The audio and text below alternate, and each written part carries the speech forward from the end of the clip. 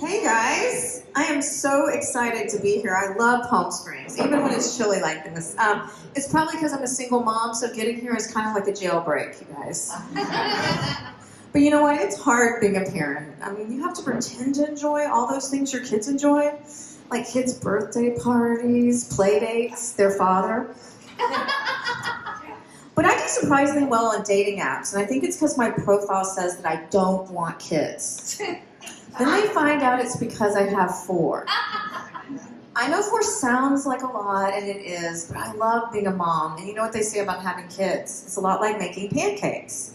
First one's kind of fucked up. Probably should have thrown it away.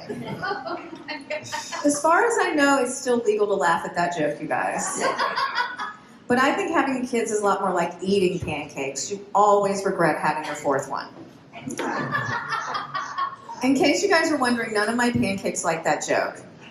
Especially my 4th pancake. And she is really dramatic, you guys. She loves to overuse the word trauma. And just the other day, I was like, Sadie, you are not traumatized because I won't give you a pumpkin spice latte at Starbucks. You're traumatized because your mom does stand-up. So are you guys into the pumpkin spice thing, or are you over it already? You're into it? You're into it? Yeah. I think it's kind of exciting, but it also scares me a little bit. I feel like the pumpkin spice latte is the gateway drug for all the other crap on the Starbucks menu. I mean, in the fall, it starts with 1 pumpkin spice latte, and by Christmas, you're sucking Santa's dick for a peppermint frappuccino. Now, that's what I call a Frosty, you guys. Oh, shit. Speaking of holidays, did you guys have a fun Halloween? Anybody? Anybody still dress up? Yeah? Anybody into scary costumes? I don't know. I feel like when you get older, you know, you don't really have to try that hard for a scary costume. I mean, especially all my girlfriends, they've had way too much Botox, you know? The week before Halloween, they were walking to lunch on Rodeo Drive, and people thought they were trick-or-treating. Yeah. Thanksgiving is coming up. A lot of people, that's their favorite holiday, right? You guys are into it? You like it? A lot of people like it because it's a reminder to be grateful. For me, it's just a reminder that I hate turkey and I'm not that close to my family. Oh boy. Holidays are fun, but you know what I hate, you know, you guys, is people who put up their Christmas decorations before their pumpkin is even run. You know, that's kind of like hiring a divorce attorney before your first date. But you know what? Now that I say that out loud, it's not such a bad idea. Or it's kind of like when a guy finishes too quickly, and I'm just like, already? Although, wait, if you do leave your Christmas decorations up from last year, I can feel you on that. Lazy, I understand. Yeah. The holidays are something. You know what? But when December comes, I am ready for the Christmas decorations. I'm really excited to see them. I just hate putting them up. I mean, it's so much work. It's exhausting being a parent. You have to keep the magic of Christmas alive for your children. That's why I just can't wait for my youngest daughter to get interested in other things, like boys and drugs. But the holidays are magical with kids, you know, especially the magic of it and all. I remember the first time I took my son to see Santa and to sit on his lap, and he was like, you want me to sit on that old guy's lap? And I was like, I guess it is more of a mommy activity. I think my 13-year-old daughter is too old to believe in Santa, but we have an understanding, you know, and it's kind of sweet. She keeps pretending to believe in Santa, and I keep pretending that her TikTok dances are innocent. Oh boy. Shit. Sorry, you guys. The holidays are coming. It's just driving me crazy. I don't know what's happening. Yeah, where was I going to go from there? Sometimes, you know, I just feel like what I'm about to say goes into a black hole, kind of like my 20s. I know it was great, but I just can't remember a fucking thing. Shit. Okay. So, you know, my parenting has really evolved over the years. We used to sit down to the table and say grace, and now we just say fuck it. And recently, I had my 26-year-old son move back in with me, which has been great. It's made it a lot easier to hit on his friends. But it's really, a role reversal having an adult child live with you. I mean, when all my kids were teenagers, I walked in on all of them either masturbating or having sex. But the other day, my son Jackson walked in on me and my boyfriend, and I was so embarrassed because my sex swing was on backwards. That's what you get, though, when you're one of those psychos that knocks while you're entering. Yeah. But it's also been really nice because he shares a lot with me now. Like the other day, he told me that every girl he's ever been with has asked him to choke them. And I was horrified. I told one of my girlfriends, she's like, did you tell him that was okay? And I was like, what? The choking part or the telling me about it?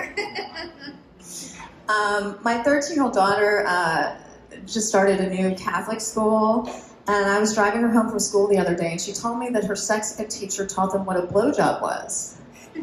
And even showed them pictures. And I was shocked. I mean, I do think she needs to know where babies come from, but I don't think my 13-year-old needs to know how to orchestrate a threesome. Yeah, that's too much for you guys. I guess 13 in LA is like 30 anyplace else. Yeah. I bought my daughter tickets to see Taylor Swift, and she sold them to go see Tony Robbins.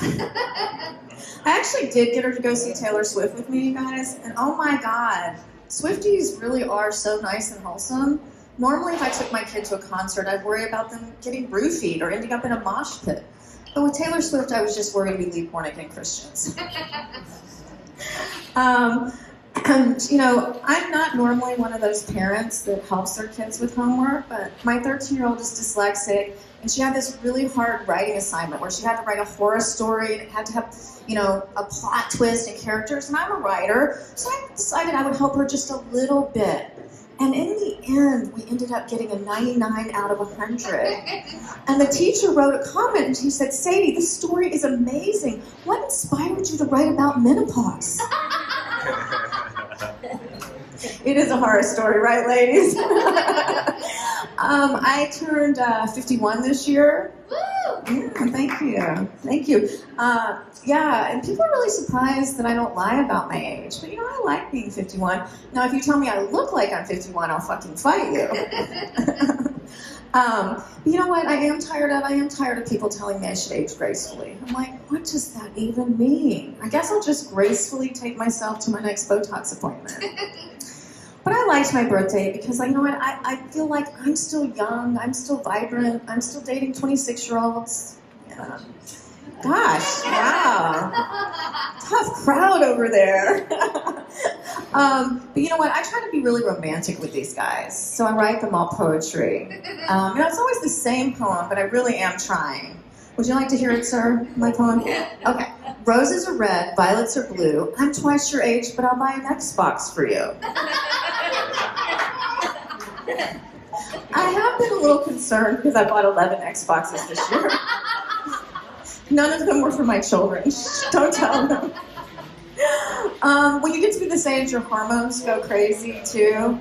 And my doctor actually prescribed testosterone, which has been amazing. You guys have really been holding out on us with that testosterone. I mean, I feel like a teenage boy. I'm moody, I'm breaking out, I'm masturbating in socks. But it also made me lose a lot of weight. And people always think I'm on Ozempic. And I'm like, that is ridiculous. I would never admit that. But it's amazing how people can associate being thin with having your shit together. And people be like, Maggie, you look so amazing. What have you been doing? And I'm like, having a midlife crisis. Losing weight is great and all, you guys, until you happen to get a glimpse of your naked butt in the mirror. And then it's a reason to never, ever do doggy style again. Yeah. It's not that I don't like my body now. I mean, it's just hard not to compare it to what it was like before. And now my butt is just like, it's kind of like a bouncy house that's been at a kid's birthday party too long. I mean, it's sad, deflated, and no way too many people have played with it. You guys look really scared, especially these ladies over here. That's how I know they're picturing my butt. I'm so sorry. I can't pay for your therapy, but I will buy you a drink. It's all right. Fun stuff. When you get to be this age, it's a little sad, though, because it sometimes feels like you're invisible to men, and even women perpetuate that stereotype. Even my own daughter. The other day, she said to my 26-year-old boyfriend, she's like, why are you with her? She's so old. And I was like, Because he has mommy issues and he wants an Xbox. Now shut up. You know, no one ever tells you when you have kids that you're actually giving birth to your biggest critic, right? Like, my kids critique dinner like they're Gordon Ramsay on Hell's Kitchen. They'll be like, this sucks, that's crap, and you look like shit. And that's just when we go to Nobu. And you know what? I feel like with kids, it's important to like take the high road and teach by example, right? So like the other day, my 13-year-old said to me, you have a flat butt. And I was like, well, that may be true, but it's better than having a flat chest, nerd. Oh boy, she doesn't like that. What else, you guys? Another thing that scares me about getting older is how old women's hands look. You know, my mom sent me a picture of her hand the other day, and it was so pale and veiny. For a sec, I thought it was a dick pic. This seems like the wrong crowd, but I'm going to ask the question anyway. Sir, do you get a lot of dick pics? No, I don't think so. How about you over here? Anybody a fan, ladies? No, never, not one. No. You know what? Yeah, you like them over there, back there? Sure, dick pics. Yeah, you got a lot of dick pics? Yeah. Oh yeah. Do you like them? He sent them to me. Oh, he did. All right, you'll have to show me later. I'll show you yours if you show me mine. Yeah, whatever. Okay. You know what? They don't turn me on, but they do cheer me up, right? Right. I've seen some really creative ones. I've seen dicks photographed next to wine bottles and salad tongs. Beer bottles. Yeah, but by far my favorite was a dick photographed next to a bottle of Lysol. I was like, ooh, big and clean. But you know, guess what, guys? You know, don't send them. You know, a guy sent me a dick pic the other day, and he was like, hey, baby, that's just for you. And I was like, yeah, really? Just for me and all my girlfriends and all my gay friends? And that one chatty barista down the street? But you know what? Lately, I haven't been getting enough dick pics. I hope that changes with the holidays. Like, I want to take a poll or something. I think maybe guys send more dick pics in the holidays. But since I'm not sure, I like to give my number out at shows. You guys might know this number. You might know it, actually. It's 8675309. Do you know this number? Yeah. Jenny, can you sing with me? Somebody's got some energy back there, right? 8675309. 8675309. I'll scroll through your dick pics while I drink some wine. 8675309. I don't really think your boyfriend, husband will mind. 8675309. I love to give that number out at shows because if a guy thinks it's my real number, I know he's young enough for me. Thank you guys. I'm Maggie Hyde. That's my time.